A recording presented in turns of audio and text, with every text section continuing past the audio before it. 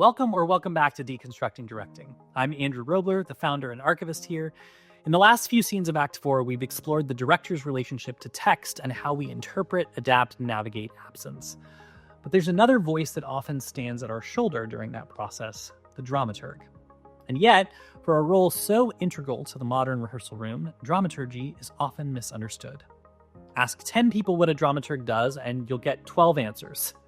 They research, they write program notes, they check historical accuracy, they tell me what Brecht would have wanted. All of those are sort of true, but also seriously incomplete. A dramaturg is a creative partner whose medium is inquiry and whose tools are curiosity, structure, and perspective. If that sounds familiar, it's because we use the same tools as directors, which makes sense. Especially in upstream spaces, directors often wear the dramaturg's hat in addition to directing. In the words of dramaturg and educator Ruth Little, dramaturgy is the act of thinking alongside, which is an embedded process of reflection that keeps the art honest to its own intentions. That's the spirit we're carrying into this scene. So let's begin by answering the question most directors may think they already know the answer to. What exactly is dramaturgy? The word dramaturgy carries a strange kind of reverence. It sounds academic, almost mystical, like something that happens in the margins of rehearsal rooms or in the back of literary offices at major institutions. So to understand it fully, let's start by looking at some misconceptions about it. Dramaturgy is not just research. Yes, dramaturgs often bring historical and cultural context to a production, but they are not necessarily our rehearsal librarian or walking encyclopedia. Their work is about meaning, not trivia. Dramaturgy is not about policing accuracy. Dramaturgs are not the authenticity police. Their job isn't to keep us historically pure, it's to help us be theatrically coherent. Dramaturgy isn't limited to text-based theater.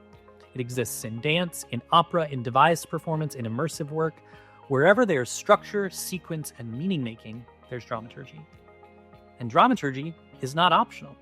Even if you don't have a dramaturg on staff, dramaturgical thinking is still happening. Someone is shaping the narrative logic, asking why, and holding the artistic thread. The question is only who's doing it and how intentionally. So, based on this, how can we define dramaturgy? Well, dramaturgy is the art of meaningful inquiry. It's the continuous process of asking why this story in this way for this audience right now. A dramaturg sits at the intersection of art and analysis, part detective, part philosopher, part midwife. They're not there to judge or correct, they're there to illuminate. A dramaturg can operate on multiple levels. At the textual level, they help clarify structure, tone, and internal logic. At the cultural level, they interrogate the play's relationship to history, identity, and power. And at the process level, they act as a mirror, helping the team stay aligned with the project's values and intentions. Each of these is an act of artistry, not clerical labor. If the director's instinct is to decide, the dramaturg's instinct is to complicate. Not to obstruct, but to ensure that every choice grows from a place of truth rather than convenience. This means that dramaturgy, like directing, is fundamentally about trust. Trusting that tension and questioning are part of the creative process, not a threat to it. One of the reasons that dramaturgy can feel slippery is because it's not a single job, it's a lens. Depending on the production, a dramaturg might be a textual editor, a cultural consultant, a process facilitator, a design interlocutor, a researcher, or a curator of audience experience. In some projects, they may even originate new material. The common thread is this: dramaturgy provides context and coherence, connecting the dots between story, structure, and society. It's the art of making sure the whole says something more than the sum of its parts. Now that we've gotten more specific about what dramaturgy is and isn't, let's look at how that practice actually manifests in the work itself, through the many roles a dramaturg can play in a production, and how to recognize what kind of dramaturg your process might need. If dramaturgy is a way of thinking, then the dramaturg is the one who holds that way open. But what that looks like depends on the project. There are many kinds of dramaturgy, and each one brings a different kind of light to the work. So let's explore 5, keeping in mind that this is not an exhaustive list, and many dramaturgs operate in multiple modes simultaneously. First, we have textual dramaturgy. This is the mode most directors are familiar with, the dramaturg as architectural eye. A textual dramaturg works with the structure, rhythm, and language of the script. They might track the arc of the story, pay attention to where the play breathes and stalls, and how one moment feeds into the next. They may mark repetitions, identify patterns, or flag inconsistencies of tone or logic. They often serve as a conversation partner to both playwright and director, tracking how changes ripple through the whole. But textual dramaturgy isn't limited to editing.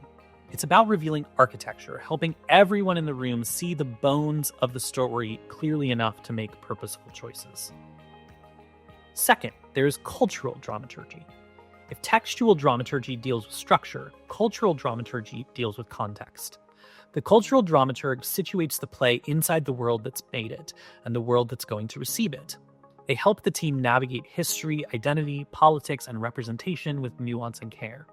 They might lead with questions like, what cultural knowledge does this story assume, and who might be excluded from it?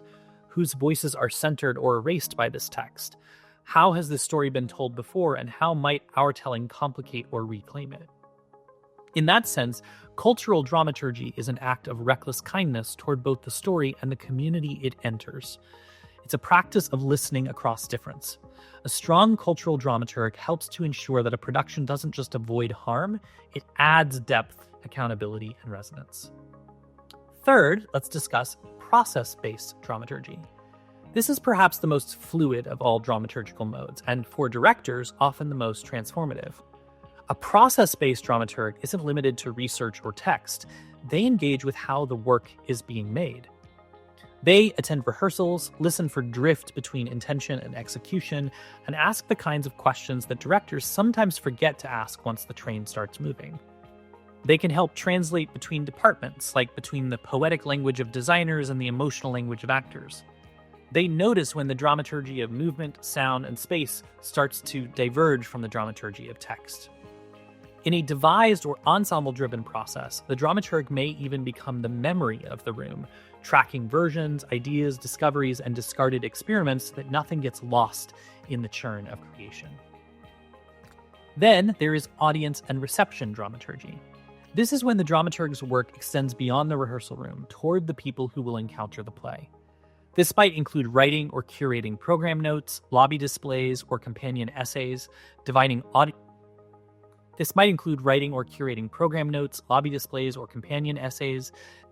audience engagement events or post-show dialogues, or developing study guides or digital content that frames the experience. But more deeply, it's about anticipating how the audience will read the play. In that sense, audience dramaturgy isn't marketing, it's meaning-making. It's the act of building a bridge between the world of the play and the world outside the theater doors. And finally, there's generative dramaturgy. This is the dramaturg as creator, not just advisor. They might generate new material for a devised piece, create visual or spatial interventions, or propose dramaturgical structures for immersive or cross-disciplinary work. They may develop installations, digital artifacts, or community partnerships that become integral to the production's form. Generative dramaturgy treats the dramaturg not as a commentator, but as a co-author of the experience, someone whose artistry operates through structure, relationship, and resonance. It's a reminder that dramaturgy isn't only about asking questions. Sometimes it's about building the space where those questions can live. Now, dramaturgs often move fluidly between these modes, sometimes within a single project. They can be editors, researchers, facilitators, provocateurs, mediators, and creative partners. The point is not to define them narrowly, but to invite them intentionally, to recognize which kind of dramaturg your process needs, and to make space for their voice accordingly. Many directors love the idea of dramaturgy, but fewer know what to actually do with a dramaturg once they're in the room. Sometimes they're invited late, after all the big choices have been made. Sometimes they're hired as a gesture of legitimacy, like a seat reserved for someone who never gets to speak. And sometimes, when things get chaotic, the dramaturg is quietly ignored altogether. That's not teamwork, that's tokenism. We can avoid this by being intentional about how and when we invite dramaturgs into our process. So let's explore 5 practices that can supercharge the director-dramaturg relationship and avoid tokenism. First, invite them early and let them stay. The biggest mistake directors make is waiting too long. A dramaturg's insight is most valuable when it shapes how you enter the process, not how you justify it later. Bring them in when you're still forming questions, not after you've decided on answers. Let them read the script with you before you lock in your concept. Ask them to be part of your design conversations from the start so that the dramaturgy of the play and the dramaturgy of the production evolve together. Early involvement turns a dramaturg from a consultant into a collaborator. In the same way, don't drop your dramaturg after the first week. Their role doesn't end when blocking starts, it evolves. In later rehearsals, they might watch for consistency in tone and thematic focus, track the relationship between text and design, offer audience-centered observations during previews or invited runs, and/or help document discoveries for future remounts or new versions. 2. Co-create a shared framework. At the start of your collaboration, define how you'll work together. This can be a formal document or a simple conversation, but it should cover what the dramaturg's role is in the production, use the different dramaturgical modes to guide you, when and how you'll meet or check in, what kind of authority or decision-making influence they have, how their work will be shared with the rest of the team. Think of it like a contract for curiosity. Clear boundaries that protect both your autonomy and their contribution. This framework doesn't stifle creativity, it focuses it. It's how you avoid the dynamic where a dramaturg feels like they're shouting questions into a void while everyone else keeps rehearsing. Number 3, establish rhythms of inquiry both ways. Good dramaturgy thrives on rhythm, regular points of contact where questions can surface and be addressed. Some common checkpoints you might set up are after early table work, before you start blocking, midway through rehearsals once discoveries start to settle, and after your first stumble through or designer run. Treat these moments as dialogue, not evaluation. You're not asking for notes, you're asking for perspective. Additionally, as with any feedback, it is always the most helpful when information can move both ways. So while we can absolutely ask for feedback from our dramaturg, it's also important to let them know what's working and what's not from our perspective. What kind of insight is useful? What kind feels abstract or mistimed? Making your rhythmic check-ins bilateral will only serve to improve the work you are able to do together. Number 4, make the dramaturg visible. A dramaturg's work is often invisible, which makes it easy to undervalue. So bring them out of the shadows. We can introduce the dramaturg to the cast early and explain what they do, what kinds of questions they'll be asking, and how the ensemble can engage with and support them. We can invite them to speak during table work or contextual discussions, not as an expert lecturer, but as a thought partner. And we can encourage designers to loop them in when thematic or world-building choices are being made. Visibility builds trust, and trust allows the dramaturg to challenge us productively. Also, be sure to include them in your acknowledgments alongside designers and stage management. Don't leave them to be a footnote. Dramaturgs are often part of the invisible spine of a production. Shining a light on their work is part of ethical artistry. And finally, 5, treat the dramaturg as a mirror, not a monitor. A dramaturg is not there to catch mistakes. They're there to reflect your intentions back to you. When they ask a question like, what story does this moment tell? It's not an attack, it's a mirror. Directors who are insecure about feedback often bristle at dramaturgs, but the truth is a good dramaturg makes our work sharper. They're the one person in the room who isn't trying to act, design, or run cues, which means that they can focus on understanding the logic of what we're making. If we ever feel defensive, pause and remember, a dramaturg's question isn't about you, it's about the play. So as we wrap up this scene, I hope you can see that working with a dramaturg well is to invite a thought partner into your process, not as a burden, but as a companion. It's a commitment to never stop asking why, and to have someone brave enough to keep asking with you. And while many upstream spaces may not normally have access to a trained dramaturg, it's still helpful to understand that dramaturgy as a lens is always present. As always, this content is truly and completely 100% free to you and will always be for as long as I can help it.